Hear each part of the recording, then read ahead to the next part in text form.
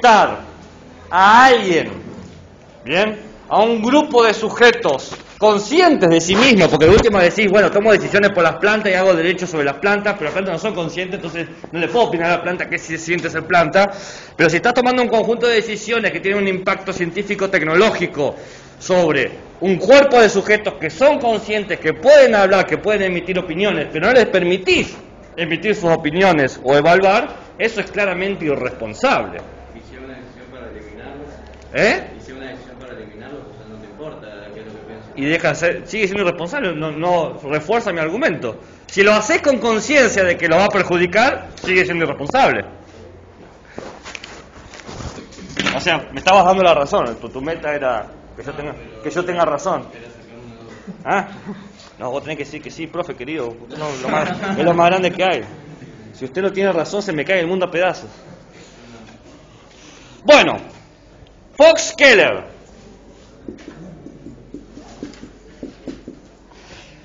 Fox-Keller, que sigue los lineamientos de la epistemología feminista postmoderna, pero también tiene elementos de la epistemología feminista del punto de vista. Está como entre medio. ¿Sí?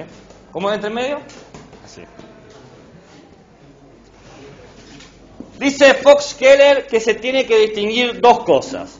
En principio, lo parroquial versus lo... ¿Lo leíste el texto?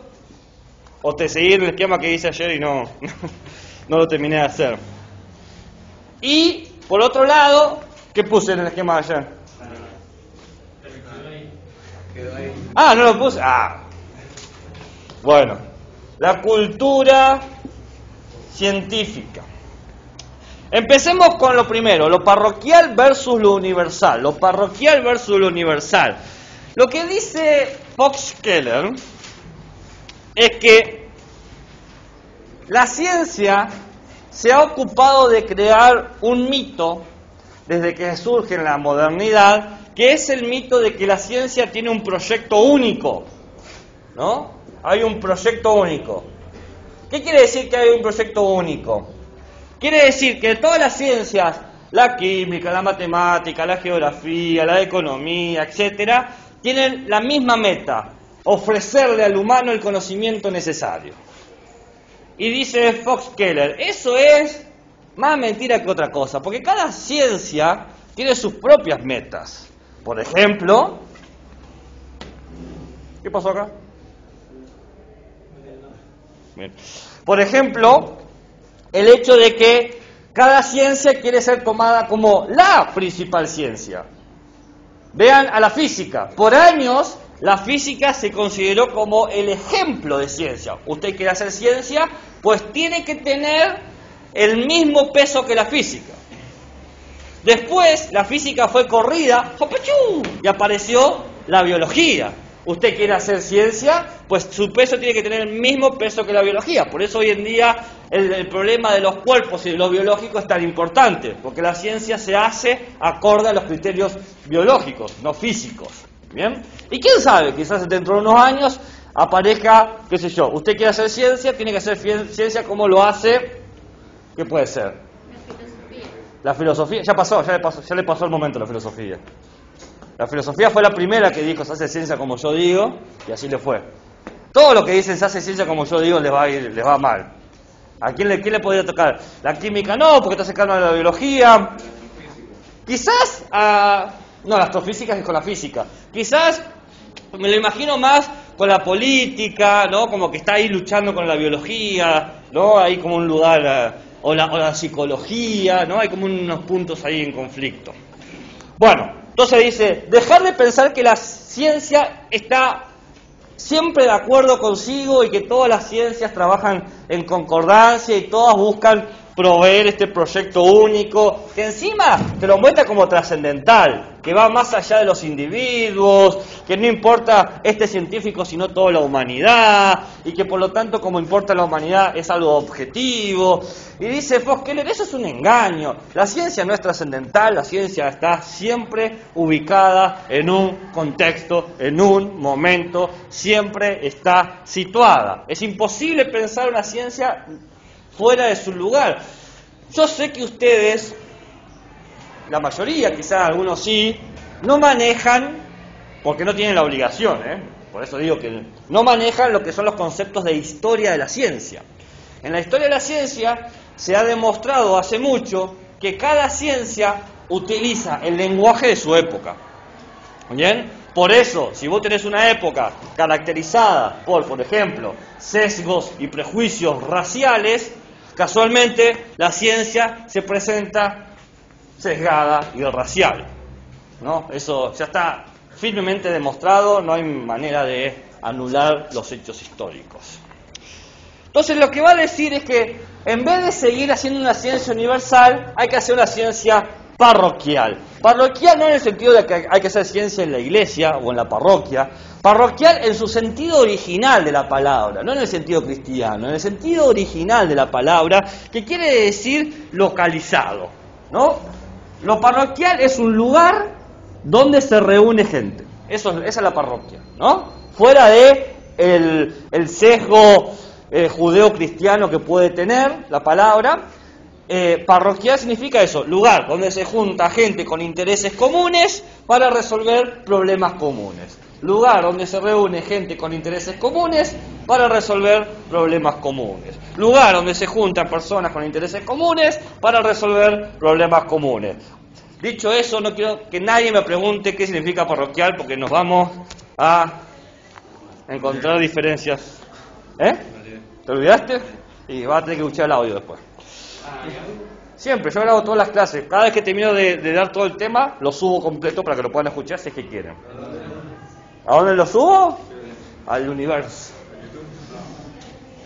Soy uno con el universo. Sí, lo subo a YouTube, pero no están obligados a escucharlo. Si no lo quieren escuchar, no lo escuchen. Bueno, necesito saber qué era. ¿Qué? No, porque esto es otra cosa. ¿Qué me preguntaste? ¿A dónde lo suben? ¿A YouTube? Bueno, pero ¿cómo se Te voy a pasar el link. Que no panda el cúnico, ¿Por dónde va a pasar el link? Por el grupo WhatsApp que tenemos. ¿Alguna otra pregunta? ¿Qué parroquial? ¿Qué es parroquial? El compañero le va a responder.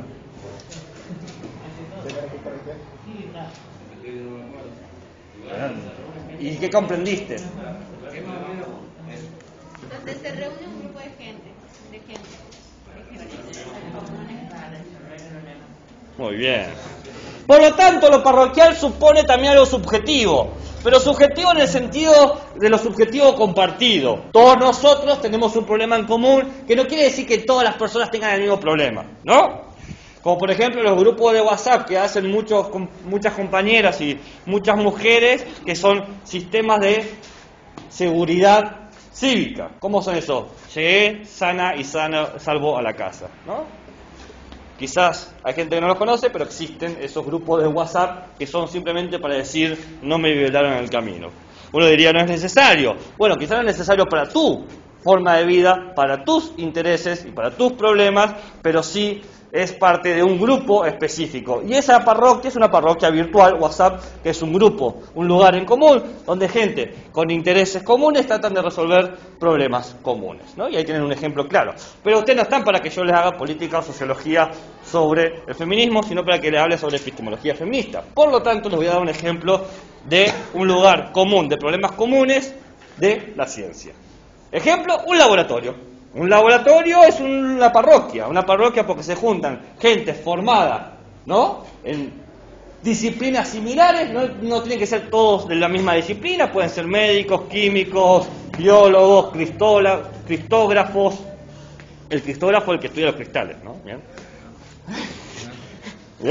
Entonces todos se pueden juntar y hacer un trabajo, como algunos dicen, interdisciplinario para resolver un problema en común. Por ejemplo, el problema puede ser distinguir y precisar cuál es la estructura del ADN. Entonces tengo un médico, un biólogo, un químico y una cristógrafa, y todos ellos trabajan en conjunto con un interés en común. ¿Cuál es?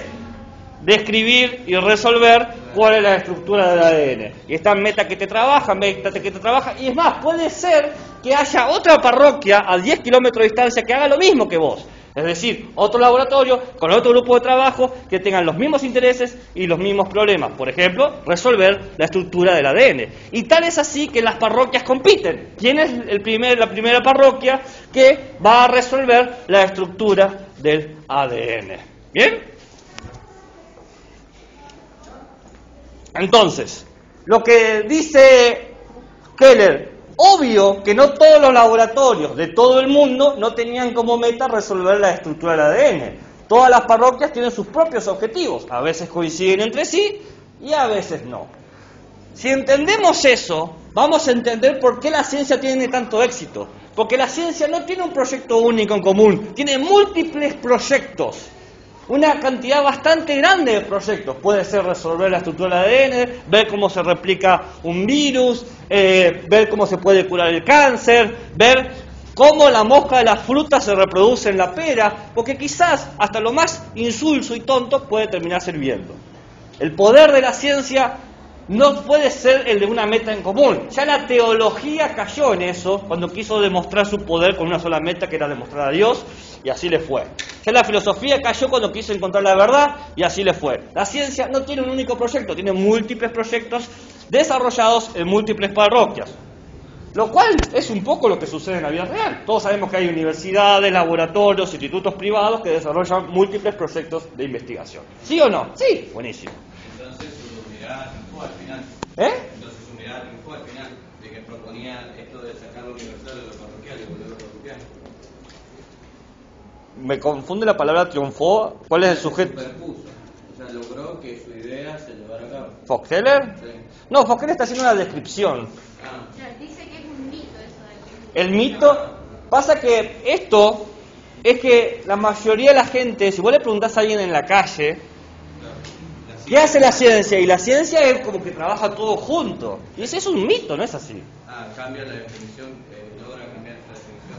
Y nos da una precisión, Y por otro lado está lo que le interesa, porque Foxheller hasta acá de última hace una descripción epistemológica, pero no hace una descripción epistemológica feminista, es una descripción epistemológica. La ciencia es parroquial, nadie va a discutir eso, los grandes epistemólogos, las grandes epistemólogas están todos de acuerdo, indistinto del punto de vista epistemológico que tengan.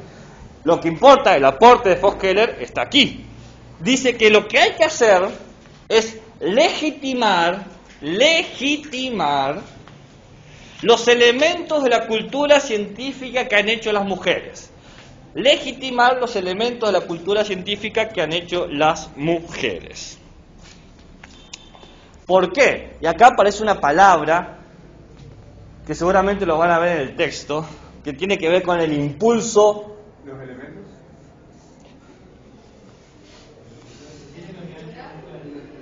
¿Cómo lo dije? Los elementos de la cultura científica que han hecho las mujeres. Ah, está, el elemento de la cultura.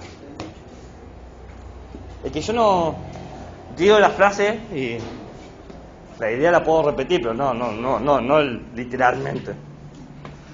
La palabra que aparece es impulso científico. El impulso científico. ¿Qué es el impulso científico? El impulso científico se los voy a decir de distintas maneras. Tomen la idea con la que se sientan más cómodos, ¿bien? Puede ser el espíritu del científico, puede ser la psique del científico, puede ser la actitud del científico, puede ser el comportamiento del científico. Todas más o menos dicen lo mismo, ¿no? Quiere decir que cada persona constituida como un científico, una científica, tiene una manera de trabajar, una conducta. El espíritu, una personalidad, una psique, una manera de ser consciente, ¿bien? Cada uno ponga el que le guste, ¿no? Da lo mismo acá. ¿Por qué les dejo elegir? Porque quizás entienden mejor espíritu que psique o mejor actitud que espíritu y psique, entonces elija la que les guste y queda, listo, pin, caja, vamos para adelante. Todo eso entiendan que va con esta idea que Foxheller dice impulso. La palabra que usa esa es impulso, pero la idea en general es esa. ¿Bien? ¿Y qué dice? Bueno, la gente que se ha formado en las ciencias se les ha enseñado a tener un solo impulso, una sola manera de ser, un solo tipo de comportamiento, una sola psique, un solo espíritu, que es, ¿cuál puede ser?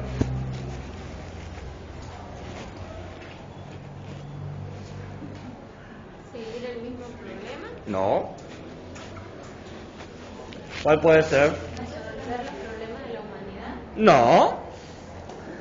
¿Cuál puede ser? ¿Dónde estamos parados? Piso. No. No, no. En tierra. ¿Pueden dejar de ser literales? Bien, entonces, si va a decir ella que está posicionada dentro de una perspectiva que es la epistemología feminista y va a decir históricamente la gente se la ha formado en un impulso científico, ¿qué impulso científico puede ser ese? El masculino, pero la palabra usa ella es masculina, pero machista también me sirve. Dice, se les ha enseñado a la gente a trabajar como científicos masculinos. Prácticas científicas masculinas. Prácticas científicas masculinas.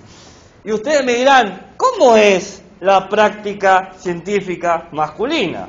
Bueno, es esa vieja manera que se definió en la modernidad, que es la agresión. Claro, el científico no te va a decir que es agresivo, sino que te va a decir que busca controlar los datos de experimentación para obtener un conocimiento objetivo.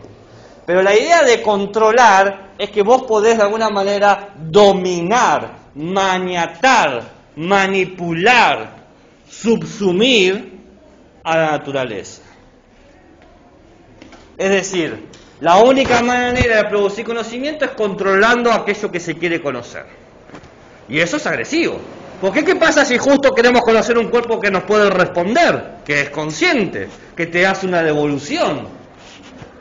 ¿Qué hacemos? ¿Le prestamos atención? No, porque si le presto atención pierdo el control y pierdo la objetividad. Y dice Foskeller, de vuelta, no caigamos en el error. Eso ha generado ciertos conocimientos, pero también ha generado un montonazo de ignorancias y prejuicios y maltratos, ¿no? Como por ejemplo cuando en los estudios sobre el desarrollo de... volví a la enfermedad.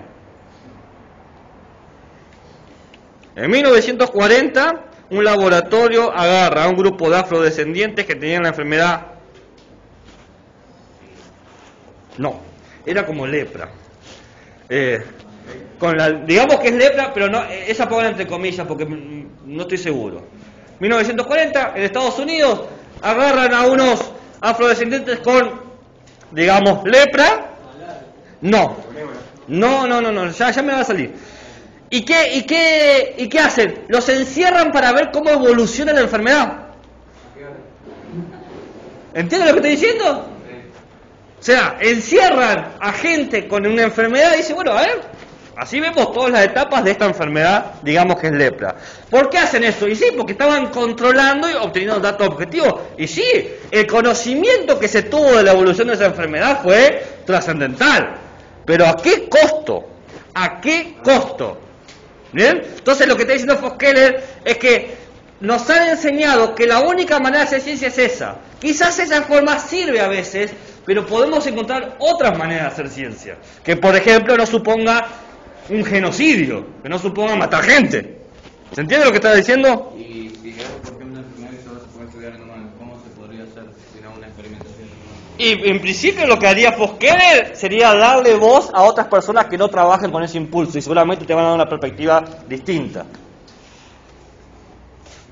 En el texto que tienen dice Evelyn Fox-Keller, la propuesta, les leo lo que dice, ¿no?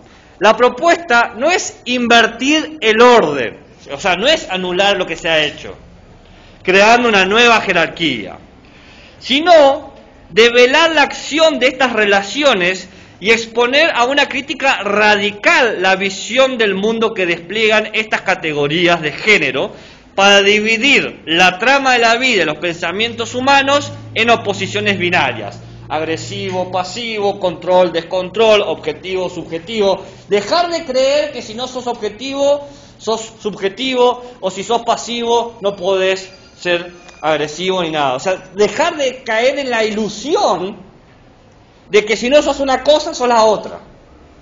¿No? O sea que hay gris. Esa sería la idea. Bueno, sí. Sí. Y dice, de esta manera el feminismo lo que hace es ensanchar nuestra comprensión. ¿Ves? No es eliminar esta ciencia. Yo le dije, ningún feminismo va a pedir eliminar, sino ampliar nuestra comprensión ¿de qué? De la historia, de la filosofía, de la sociología de la ciencia, al incluir bajo su lente aquellos dominios de la experiencia que fueron relegados. Por ejemplo, lo personal, lo emocional, lo sexual.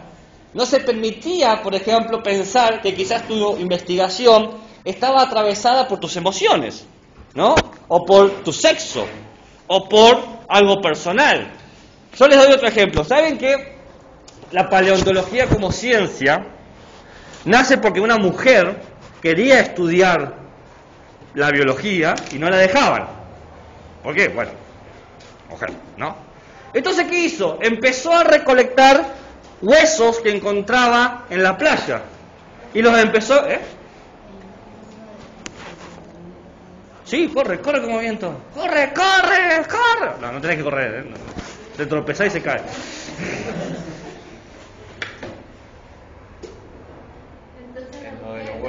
Tomaba los huesos y los clasificaba y empezó a crear un sistema de clasificación paleontológico que es el que se utiliza en gran medida. Algunas cosas se desestimaron porque, bueno, se equivocó, como cualquier científico, pero ahí tenemos una cuestión personal. Ella quería estudiar algo, no la dejaban y se tuvo que conformar con huesos. Pero el genio humano es así que inclusive con huesos te crea una maldita ciencia, ¿no? Para que entiendan, dice Fox-Keller, que lo personal también puede ser un impulso científico, no necesariamente lo agresivo. ¿Bien?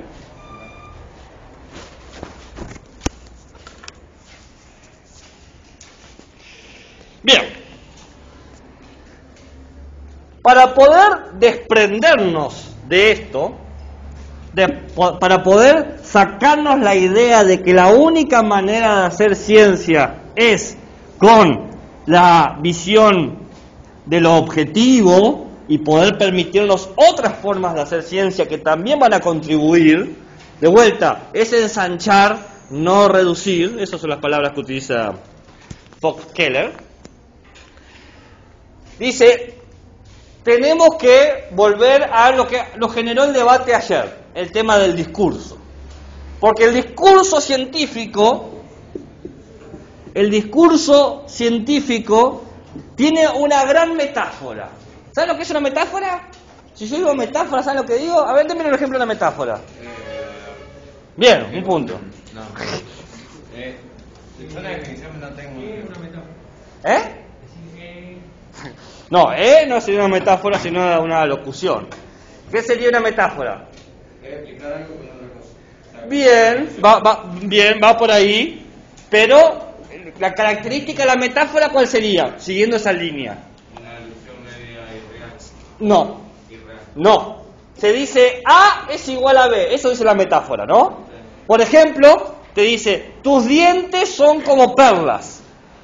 ¿Por qué digo eso? Porque tus dientes son muy blancos, ¿no? Tus dientes A son como B o es igual a B. O tus dientes son perlas, que es una metáfora mejor construida, ¿no? O les digo, la guerra es el festín de los cuervos. Y vos decís, ¿qué quiere decir eso? Claro, porque la guerra muere la gente y los cuervos son unas aves que se van a comer. Entonces la guerra que hace muchos cuerpos muertos, ¿no? O les digo, el tiempo es oro, ¿no?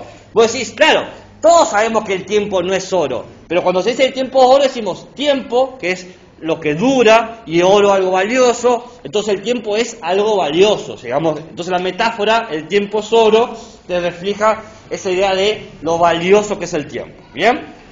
Entendido lo que es metáfora, Fox-Keller dice, la ciencia tiene una metáfora muy poderosa. Tan poderosa que se cree que no es metafórico. Tan poderosa que nos olvidamos que es una metáfora, ¿no? Que es la idea de lo objetivo.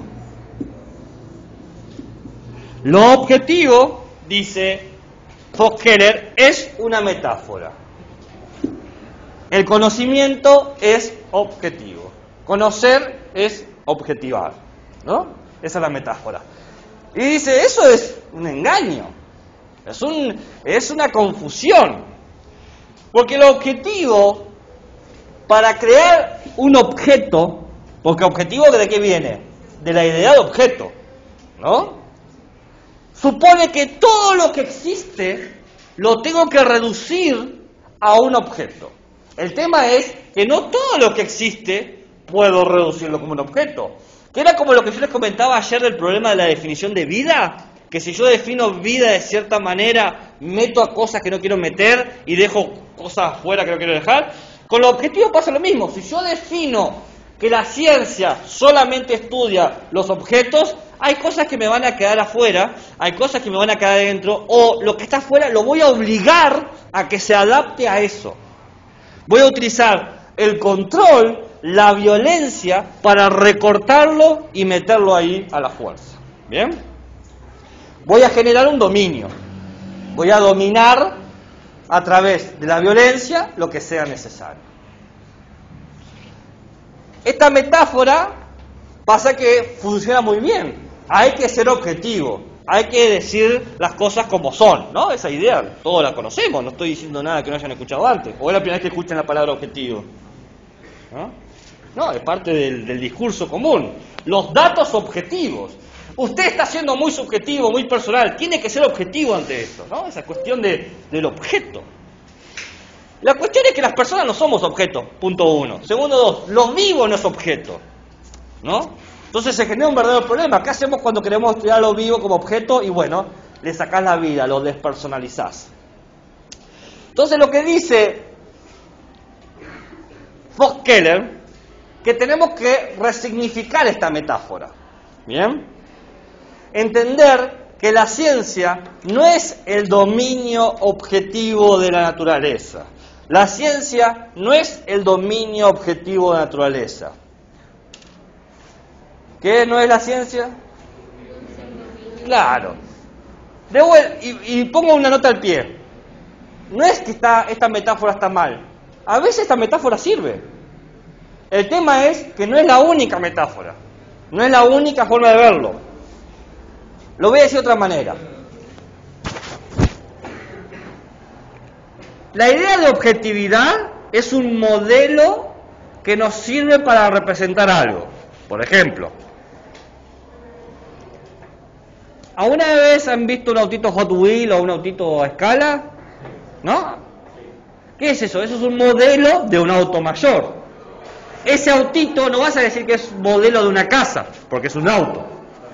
Eso es obvio. Bueno, la metáfora de objetivo es lo mismo. Es un modelo de cierta parte de la naturaleza, pero no es toda la naturaleza, es cierta parte. ¿Se entiende?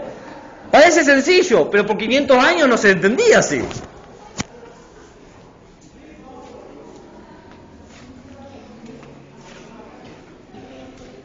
Dice Fox-Keller, el lenguaje es un mediador, por eso es importante estudiarlo. Es una forma de transmitir cultura a la ciencia y ciencia a la cultura, ¿no? Muchas veces escuchamos que los científicos dicen, dejen a los datos hablar por sí mismos. El problema, dice, que obviamente los datos nunca hablan por sí mismos. Es prácticamente una verdad de perogrullo que los datos requieren interpretación. Ningún dato habla por sí mismo. A ver, hágame hablar un dato. ¿No se puede? ¿Sí? Corre.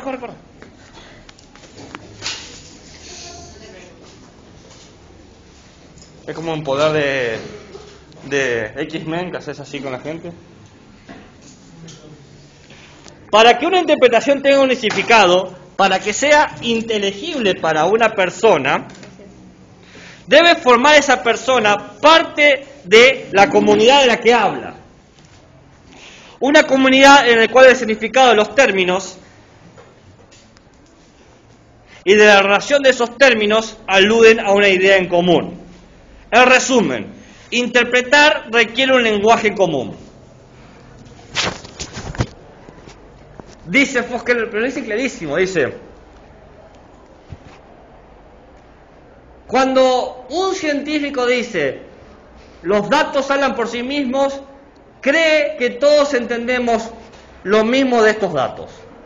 Pero la interpretación que se va a hacer de ese dato no es la misma la que hace un médico, un químico, un biólogo, que una química, una médica, un biólogo. Nunca va a ser lo mismo. Agarremos cualquier dato. Por ejemplo, ¿por qué se cayó la cartuchera de la compañera? ¿La tiraron? La tiraron supone la intención, a mi modo de ver, de que la quisieron tirar. Yo lo diría, se cayó quizás, pero ya hablamos, ¿ves? Simplemente 2 segundos de conversación hicimos todas las interpretaciones. Quizás después está de acuerdo con la mía y llegamos a un consenso. Pero ya de entrada apareció una diferencia. Y ahora eso, llevarlo a todos los especialistas de la ciencia. Que no pueden juntarnos a hablar como vos y yo. Tienen que escribir un paper o un libro, publicarlo. Ahí lo tiene que leer y tiene que responder a eso. Se generó un verdadero problema. Porque nosotros lo resolvimos en ¿qué? 3 segundos, como mucho. ¿Eh? Años, décadas. Todavía discutimos lo que dijo Einstein. Todavía se discute eso. Entonces, dejemos de caer en la mentira de que ya está resuelto esto. No es así. La metáfora ha sido muy peligrosa, porque nos ha hecho convencer de que todos entendíamos lo mismo, que todos interpretábamos de la misma manera, y no es así. Por más formados que estemos en la ciencia, por más educados que estemos en física, en astrofísica, relatividad, en química, no importa. No dejamos de interpretarlo de donde estamos. No se puede. ¿Cuánto tiempo me queda? ¿Llego para la última idea? ¿3 minutos?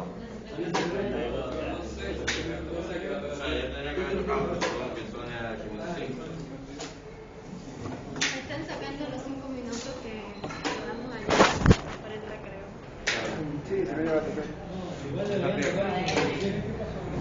La última idea que dice Foskeller es la siguiente. Tenemos que aceptar que las metáforas tienen un rol constitutivo en las ciencias. Las metáforas sirven para producir conocimiento, dice Foskeller. Por ejemplo, cuando se dijo que la naturaleza es dócil y había que dominarla, se generó toda una forma de hacer ciencia. Les doy una metáfora que demuestra lo que estoy diciendo. El ADN es el alfabeto de la vida. Si vos lográs decodificar el ADN, podés entender cierta vida. Tal es así que ahora se divulga que se terminó de clasificar y de decodificar el genoma humano. Y que por lo tanto dicen esto, vamos a poder predecir enfermedades. Fíjate cómo la idea, la metáfora, el ADN